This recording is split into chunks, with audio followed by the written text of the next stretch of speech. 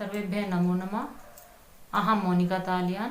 आज की वीडियो में हम अपना यूटी फर्स्ट का सैंपल पेपर का सेकंड वाला भाग करेंगे।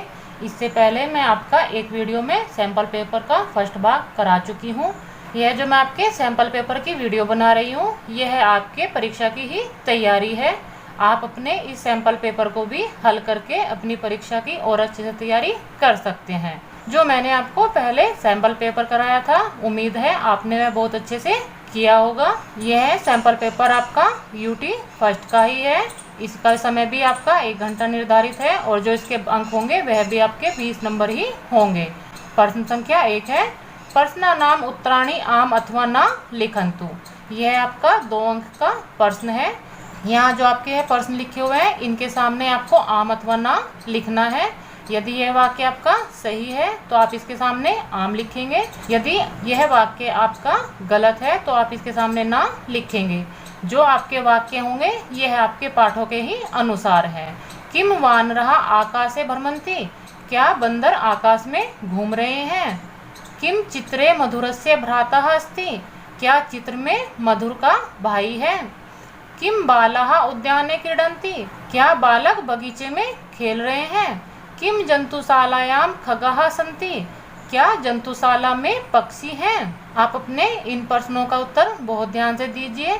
आप अपने सैंपल पेपर को अलग पेपर पर भी लिखकर बना सकते हैं या अपनी वीडियो को रोककर अपने उत्तर ही केवल अपने कॉपी में लिख सकते हैं। मैं आपको हिंदी केवल आपको पेपर समझाने के लिए बता रही हूँ। आपको जो अपने प्रश्नों का उत्तर देना है वह संस्कृत में ही देना है। प्रश्न संख्या 2 है आपकी, पंच पशवः नामानि लिखन्तु हिंदी अपि। यह आपका 2.5 अंक का प्रश्न है। इस प्रश्न में आपको अपने 5 पशुओं के नाम लिखने हैं, हिंदी में और संस्कृत में दोनों में ही। पशुओं के नाम की वीडियो भी मैंने आपकी अभी 2 दिन पहले ही बनाई है और पशुओं के नाम आपके पाठ में पहले से ही हैं। तो आप अपने किन्हीं 5 पशुओं के नाम इस प्रश्न में लिख सकते हैं और उन पशुओं के नाम की जो हिंदी अर्थ है वह भी आपको लिखना है। प्रश्न संख्या 3 है, एतेषां शब्दानां प्रयोग कृत्वा वाक्य निर्माणं करोतु। यहाँ पर जो मैंने आपके 4 शब्द दिए हुए हैं, इन शब्दों का प्रयोग करके आप वाक्य का निर्माण करिए। यह आपका 2 नंबर का प्रश्न है। प्रश्न संख्या 4 है आपकी, संख्यायाः संस्कृते लिखन्तु। ये जो आपकी मैंने 4 संख्या दी हुई है, इनको आपको संस्कृत में लिखना है। वह संख्या आप अपने पुल्लिंग वाले शब्द रूपों में करेंगे। यह आपका 2 अंक का प्रश्न है। पुल्लिंग में करने के लिए मैं आपको इसलिए कह रही हूँ क्योंकि 1 से 4 तक जो आपकी संख्याएं होती हैं वह तीनों लिंगों में होती हैं। तो आपको अपने पुल्लिंग वाले भाग वाली संख्या लिखनी है।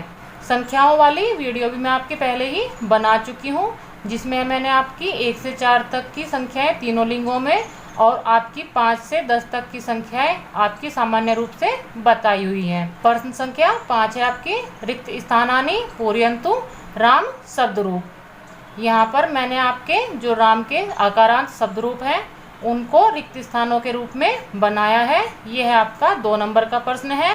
यहाँ पर आपकी प्रथम विभक्ति, द्वितीय विभक्ति, तृतीय विभक्ति दी हुई है। ये आपका एक वचन, द्विवचन और बहुवचन है। यहाँ पर आपका प्रथम विभक्ति एक वचन को मैंने रिक्त स्थान बनाया हुआ है। द्विवचन में मैंने आपका रामऊ लिखा हुआ है और फिर आपका बहुवचन में आपका रिक्त स्थान बनाया है। इसी प्रकार आपका एक वचन में मैंने लिखा हुआ है, द्विवचन आपका रिक्त स्थान है, बहुवचन आपका भरा हुआ है। तृतीय विभक्ति में आपका एक वचन रिक्त स्थान है, द्विवचन में आपका रामाभ्याम और बहुवचन में आपका रामई मैंने लिखा हुआ है। इस वाले प्रश्न के लिए आप अपनी आकारांत शब्द रूप वाली वीडियो देखकर उससे तैयारी करके आप इसको कर सकते हैं। लेकिन वीडियो देखते समय आप अपने सैंपल पेपर को नहीं करेंगे। पहले आप अपने सैंपल पेपर की पूरी तैयारी वीडियो देखकर कर लीजिए। उसके बाद आप किसी भी प्रकार का सहयोग किसी से नहीं लेंगे। अपने सैंपल पेपर को अकेले ही अपने आप हल करेंगे। प्रश्न संख्या 6 है आपकी, धातु रूप पट धातु लट लकार वर्तमान काल। यहाँ पर आपको अपनी पट धातु के धातु रूप लिखने हैं लट लकार में, जो आपके वर्तमान काल के होते हैं। यह आपका 3 नंबर का प्रश्न है। आप अपने धातु रूप में पूरी तालिका बनाएंगे। जो आपके प्रथम पुरुष, मध्यम पुरुष, उत्तम पुरुष होते हैं और जो आपके एक वचन, द्विवचन और बहुवचन होते हैं आप उसको उसी प्रकार बनाकर बहुत अच्छे से अपने धातु रूप को करेंगे। इससे पहले वाले सैंपल पेपर में मैंने आपको धातु रूप में आपके प्रत्यय जोड़कर जो हमने अपनी इजी ट्रिक सीखी थी उससे धातु रूप कराना मैंने सिखाया हुआ है। तो आप अपने पट धातु के धातु रूप याद करके अच्छे से उसके बाद इस प्रश्न को हल करेंगे। प्रश्न संख्या 7 है आपकी, शब्दानाम अर्थम लिखन्तु। यहाँ जो मैंने आपके यह शब्द दिए हुए हैं इनके अर्थ आपको हिंदी में लिखने हैं। यह है आपका 2.5 अंक का प्रश्न है। शब्द है आपका स्वीकार्येषु अवगच्छामि खगाः कन्दुकम पादत्राणम।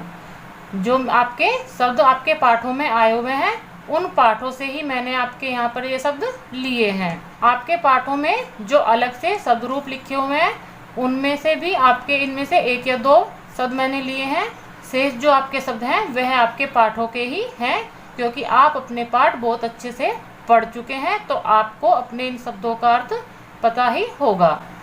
प्रश्न संख्या 8 है आपकी, भवतः भवत्याः गृहे किम किम अस्ति को अपि अष्टनामानि लिखन्तु। यहाँ पर भवतः पुल्लिंग के लिए और भवत्याः आपका स्त्रीलिंग के लिए होता है। दोनों का अर्थ आपका होता है आपके गृह यानी कि घर में, आपके घर में क्या क्या है। तो आप किसी भी 8 वस्तुओं के नाम यहाँ पर लिख सकते हैं। इसमें आपका यह 4 नंबर का प्रश्न है। जो मैंने आपको पहला सैंपल पेपर कराया था उसमें भी मैंने आपसे कहा था कि आप सैंपल पेपर को हल करने के बाद अपने अंक मुझे कमेंट्स करके बता सकते हैं, लेकिन किसी भी बच्चे ने अपने अंक नहीं बताए। उम्मीद है आप अपने इस वाले सैंपल पेपर को हल करके अपने पहले वाले सैंपल पेपर के और इस वाले सैंपल पेपर के अंक ज़रूर बताएंगे मुझे कमेंट्स करके। मुझे बहुत अच्छा लगेगा। मिलते हैं अगली वीडियो में। सर्वेभ्यः नमो नमः।